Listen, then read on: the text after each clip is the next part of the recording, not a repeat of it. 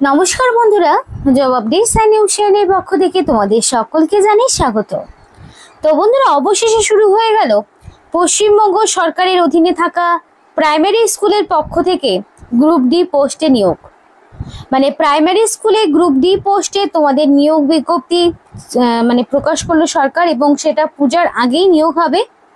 যেখানে অ্যাপ্লিকেশন করতে তোমার মিনিমাম বেসিক মাধ্যমিক পাস থাকলেই হবে, মিনিমাম মাধ্যমিক পাস।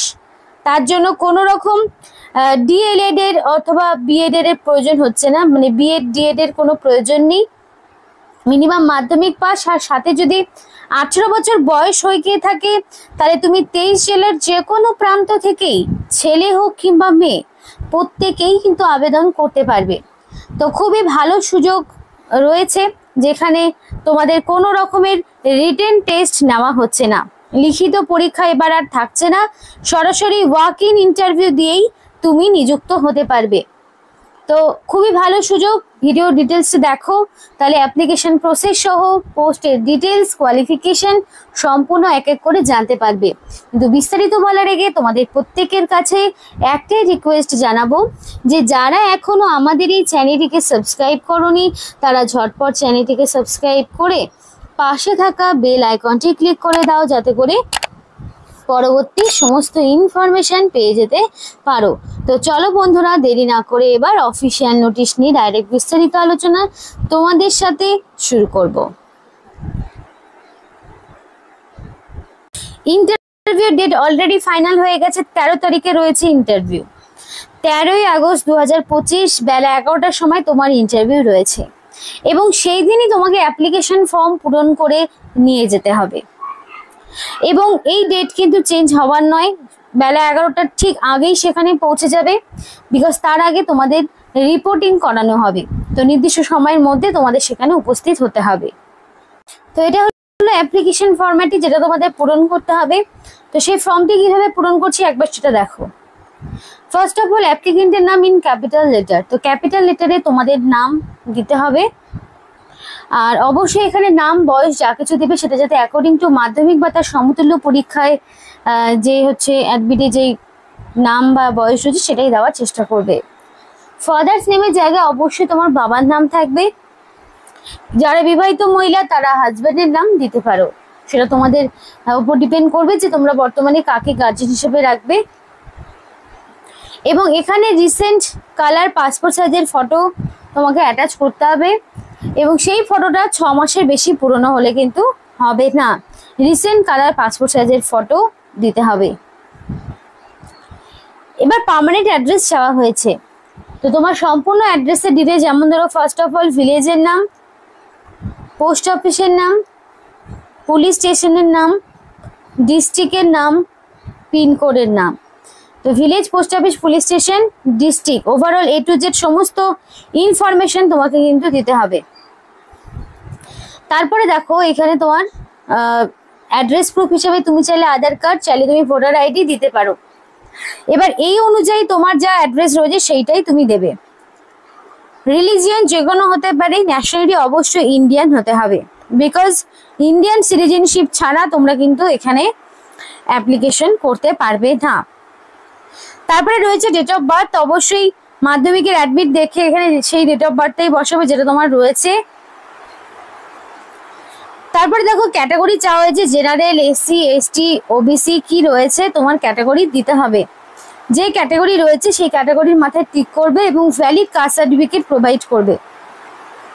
এবং এই জায়গাটা কন্ট্যাক্ট নাম্বার দিতে হবে। অ্যাপ্লিকেশন করার ক্ষেত্রে অবশ্যই ভ্যালিড কন্ট্যাক্ট নাম্বার দেবে, যাতে করে সিলেকশন প্রসেসের অল ইনফরমেশন তুমি পেয়ে যেতে পারো। তো অবশ্যই সেটা ভ্যালিড দেওয়ার চেষ্টা করবে।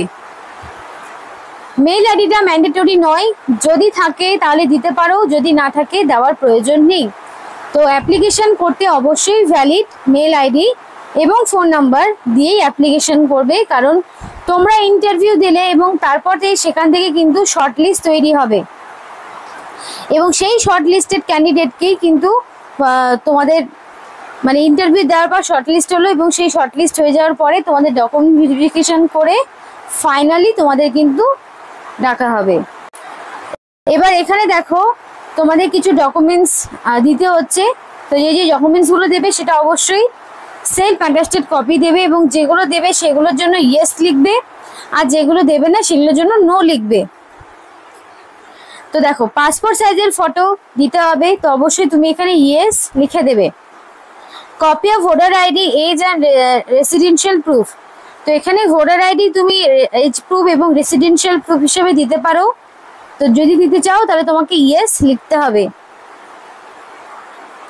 কপি অফ আধার কার্ড তোমাকে দিতে হবে, অবশ্যই ইয়েস লিখতে হবে।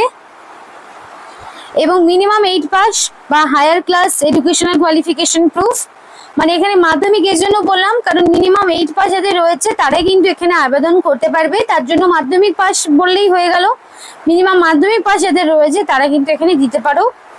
আর এখানে হায়ার কোয়ালিফিকেশনটাও তুমি চাইলে রাখতে পারো, সেটাই বলেছে এখানে। কাস্ট সার্টিফিকেট তো সবার থাকে না, তো যার নেই সে এখানে নো লিখতে পারো, আর যার থাকবে সে এখানে ইয়েস লিখবে। করার পরে দেখো তোমাদের এখানে সিগনেচার করতে হবে, ফুল সিগনেচার, অবশ্যই সেটা রানিং হ্যান্ডরাইটিং এ ফুল সিগনেচার করবে এবং ডেট আর প্লেস দিয়ে এই অ্যাপ্লিকেশন ফর্মটি পূরণ করবে। এবং প্রত্যেকটি ডকুমেন্টস যেগুলো বললাম সেগুলো অরিজিনাল তোমাদের সঙ্গে করে নিয়ে যেতে হবে, কারণ অরিজিনাল ডকুমেন্টসগুলো তোমার ডকুমেন্ট ভেরিফিকেশনের জন্য কাজে লাগবে। তাই সেগুলোর অরিজিনাল এবং অ্যাকসেপ্ট করে জেরক্স কপিতে অ্যাপ্লিকেশন ফরম্যাটের সাথে দেবে এবং আরেক সেট নিজের কাছে রাখবে। 2 কপি করে সেট জেরক্স করবে এবং প্রত্যেকটিকে সেলফ অ্যাটাস্টেড করবে, কারণ সেলফ অ্যাটাস্টেড ছাড়া ডকুমেন্টসের কোনো রকম ভ্যালিডিটি থাকে না। দেখো এখানে যে বয়সটা 21 থেকে 40 বছর পর্যন্ত রাখা হয়েছে এবং সেটা 1/1/2025 অর্থাৎ 1 জানুয়ারি 2025 অনুযায়ী তোমার বয়সটিকে হিসাব করা হবে 21 থেকে 40 বছরের মধ্যে। এবং তার জন্য ছাড় পাবে, ইউআর ক্যাটাগরি রাখালি পাবে না, বাদ বাকি তোমরা যারা ওবিসি রয়েছে তারা 3 বছরের ছাড় এবং এসসি এসটিরা 5 বছরের ছাড়। আর বয়স 18 থেকে 40 যেহেতু, সুতরাং ওবিসি প্রার্থী যারা ধরো তারা 21 থেকে 43 বছর পর্যন্ত আবেদন করতে পারবে। আর যারা ধরো এসসি এসটি রয়েছে তারা 21 থেকে তারা 45 বছর পর্যন্ত অ্যাপ্লিকেশন করার সুযোগ পাবে, কিন্তু তার জন্য তোমাকে ভ্যালিড কাস্ট সার্টিফিকেট প্রোভাইড করতে হবে। এবং দেখো এখানে তোমাদের বলা রয়েছে সমস্ত ডকুমেন্টসগুলোকে সেলফ অ্যাটাস্টেড করবে এবং applicant must bring the original copies at the time of interview. ইন্টারভিউর টাইমে তোমাকে অবশ্যই ভ্যালিড সার্টিফিকেটগুলো আনতে হবে অরিজিনাল এবং সাথে সেগুলো জেরক্স কপি। তো নোটিফিকেশন এখানে 27/7/2025 বেরিয়েছে, তো একদম রিসেন্ট একটি নোটিফিকেশন এবং নোটিফিকেশনের নাম্বার হচ্ছে 2244। এটা হচ্ছে তোমাদের মেমো নাম্বার, মানে নোটিফিকেশনের নাম্বার, একদম অফিসিয়াল একটি নোটিফিকেশন। তো নিয়োগটি দেখো তোমাদের এখানে যেই স্কুলে নিয়োগ করা হচ্ছে তার সমস্ত ডিটেলস দেওয়া রয়েছে। এটা কিন্তু কোচবিহার ডিস্ট্রিক্টের কোচবিহার ব্লকেই। তো এখানে তোমরা সমস্ত জেলা থেকেই চাইলে আবেদন করতে পারবে, সমস্ত জেলার প্রার্থীরাই অ্যাপ্লিকেশন করার সুযোগ পাবে, শুধু যে কোচবিহার ডিস্ট্রিক্টেরই পাবে তা নয়।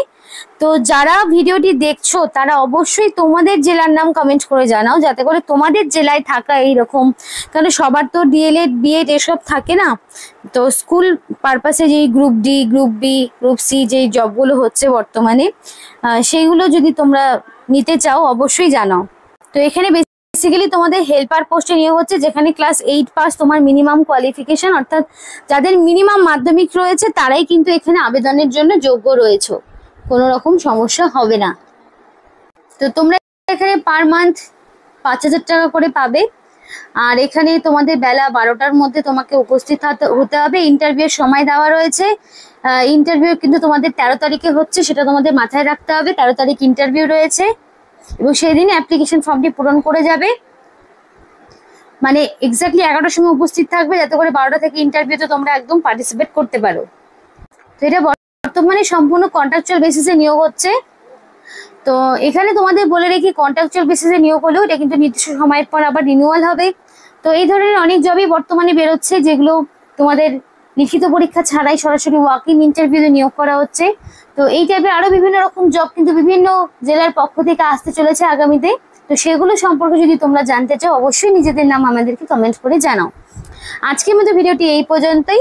ভিডিওটি যদি তোমাদের ভালো লেগে থাকে অবশ্যই লাইক করো এবং চ্যানেলটিকে সাবস্ক্রাইব করে আমাদের সাপোর্ট করো, আমাদের সাথে থেকো, পাশে থেকো। আর ভিডিওটি সম্পূর্ণ দেখার জন্য তোমাদের সকলকে জানাই অসংখ্য ধন্যবাদ।